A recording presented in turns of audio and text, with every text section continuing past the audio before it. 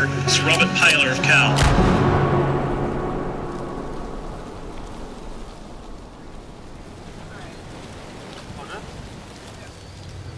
Ready? Yep.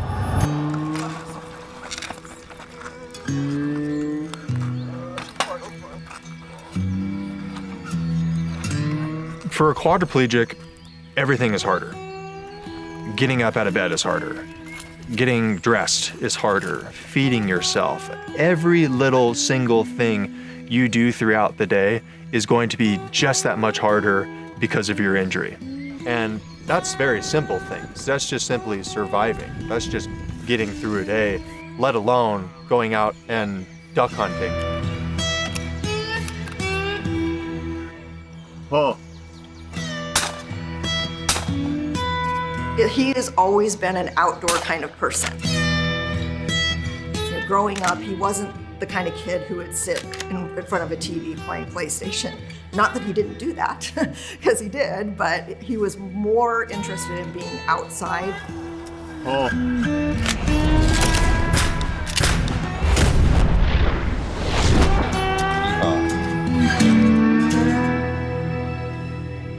The day was May 6, 2017. I remember putting my clothes on for the last time with the ease like that and having a really solid pregame warm-up, national championship. I'm thinking it's gonna be the biggest day of my life. Welcome back to the Penn Mutual Varsity Cup Rugby Championship, just about set to go. It's the reigning champions Cal up against Arkansas State. There's a lot of excitement about this game. We were leaving with some friends to go down to Santa Clara and be there to support the team and just have fun, you know, watching Robert play. We knew he was going to be a starter. Varsity Cup final, here we go. Opening minutes of the game, I'm thinking, let's go, Robert, drive this thing in. Inside, takes a little find Paylor. Paylor finds Salvin. And then as I'm doing this, the opposing players, they start making these illegal moves and referee's not calling anything. Players entering from the side. Most critically, a arm lock gets put around my neck, so my chin's being pinned down to my chest. And I just keep moving forward. I keep my shoulder level down, push forward, the bind around my neck continues to improve, and another player chops me down by my legs. So I start falling down, I can't get my head up, and I just remember I closed my eyes, I grit my teeth, I felt this god-awful crunch in my neck. And then it was just poof. I was completely disconnected from my body. I couldn't move or feel anything. It's like I just woke up into my worst nightmare and there was no escaping it. There is an injured player for Cal on the ground. It looks like Paylor. It's Robert Paylor of Cal. I was very scared. I was afraid for him. I mean, he was so completely lifeless that I literally asked the question, is he breathing?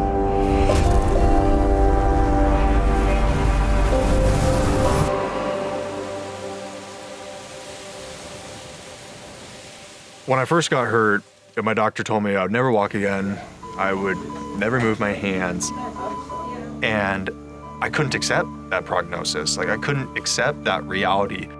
I was dealt a tough deck of cards, but there's so many tools within this deck that I can use.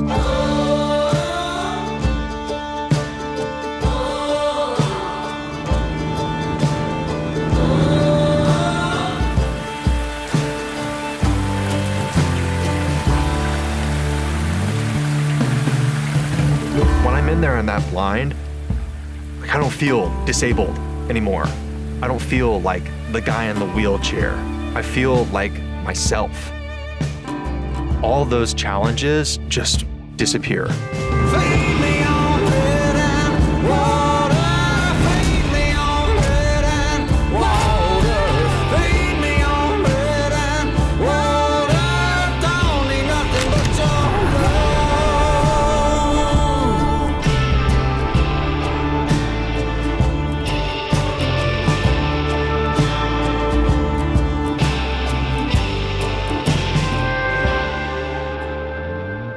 I think my favorite part about duck hunting is the escape from it all.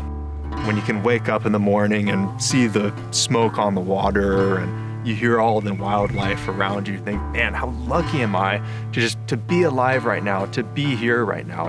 It's such a gift. Watching him pursue waterfowl hunting has been really incredible. You know, he had so much taken away from him on that day, and I think this was something that he didn't think he would ever be able to do again. It's a community, it's friendship, it's a chance for him to get outside, do an activity that not a lot of disabled people can do. Being friends with Rob over the past couple of years, it's interesting because it's developed from helping my buddy's friend go hunting to now helping one of my best friends pursue our passion. It's become a very deep and very meaningful friendship that I wouldn't give up for the world. You know, in the blind, it's a small place, it's a sacred place, and there's no one else I'd rather share it with than Rob. I really appreciate John's friendship with Robert. John is selfless in how he just is right there for Robert. He never bats an eye. He's always supportive to Robert. He's always looking for what can we do to make this possible for Robert. I just really appreciate his unconditional friendship. The greatest way to respect an animal that you're going to eat is by going out there and getting it yourself. Because I know what it took and the sacrifice that was made to get that food on the table. It's about returning to like a past, like intrinsic part of ourselves that we don't get to access all the time, but is there and it wants to break through. With Rob, it's not about what he's gone through and what he's lost. The most inspiring thing about Rob is he talks about what he's gained in life. There's a lot of challenges that I face hunting from a wheelchair, and it starts right away. Just getting up out of bed in the morning. Getting dressed is a challenge. Putting on boots is a challenge. But I found out that if I go in and I give my best effort, and I have a great community of people to support me, that we can get through every single one of those things. And I think the thing that helps me personally push through all of that is being able to be with my friends. Be in community, be in beautiful landscape. Hunting with Rob has now ignited a new passion, and that's even stronger. Is getting people out in the outdoors to experience this obsession when they never thought they could. Just continues to surprise me every day just how giving the hunting community is, how much the hunting community wants to support people like me who have trouble getting into the outdoors. And I hope that's a support that we can share with a lot of people.